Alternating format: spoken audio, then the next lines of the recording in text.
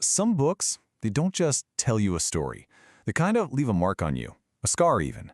And today, we're diving into one of the most haunting novels ever to come out of Japan, Osamu Dazai's masterpiece, No Longer Human. So the book kicks off with this line. I mean, that's it. That's the very first sentence. No warming up, no once upon a time. It's just this raw, honest confession that yanks you right into the head of the main character. And that right there, that question is really the heart of the whole novel.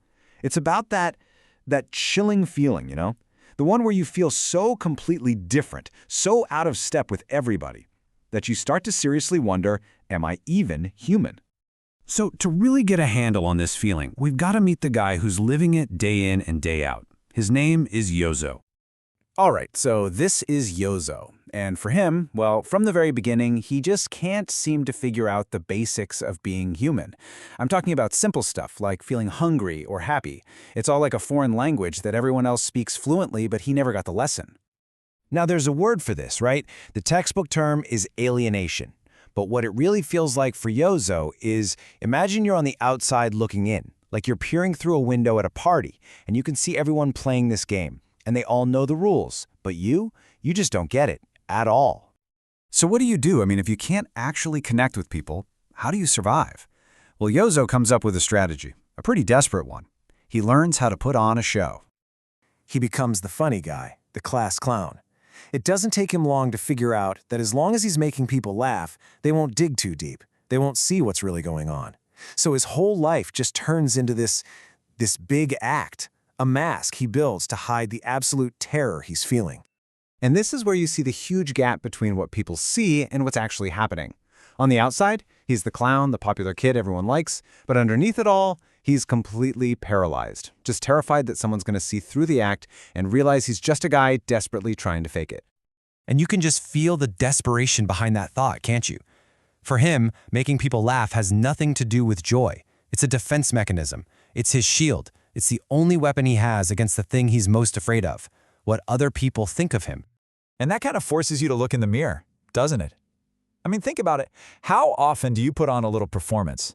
How often do we all hide the parts of ourselves that we think are weird or different just to get by, just to be accepted? But here's the thing about masks, especially fragile ones. They're bound to crack eventually, and as Yozo gets older, his act starts to crumble, and that's when things really, really start to unravel. So Yozo's life just becomes this downward spiral. It all kicks off in high school when a classmate basically calls him out, sees right through his clown persona, and suddenly that fear of being exposed is very, very real. It gets worse in Tokyo, where his loneliness leads to straight-up tragedy. He does find this tiny glimmer of hope when he marries his wife, Yoshiko, but tragically, it's her pure innocence that ends up being the thing that pushes him over the edge for good. Yeah, this is where he asks himself this absolutely devastating question. See, his wife, Yoshiko, is just so pure, so trusting, and because of that, something terrible happens to her. She's taken advantage of in the worst way. And for Yozo, seeing that, it just destroys him. It shatters any tiny bit of faith he had left, not just in other people, but in himself too. So this is the moment that sends him into a total nosedive. First, his trust is just gone, completely shattered. He has no idea how to deal with the horror of it all, so he turns to drinking to numb the pain, and finally, the suffering just becomes too much. It's so overwhelming that something inside him just breaks. It shuts off. And honestly, this might be the single most terrifying line in the whole book. Think about that. He's not just sad anymore. He's not even in despair. He's gone past all of that. He's reached a point of such total emptiness that he can't even feel pain. He's just a void. Okay, so let's take a step back. This book came out in 1948, a long time ago, right? But the crazy thing is, its ideas about feeling alone, about anxiety, they feel like they could have been written yesterday.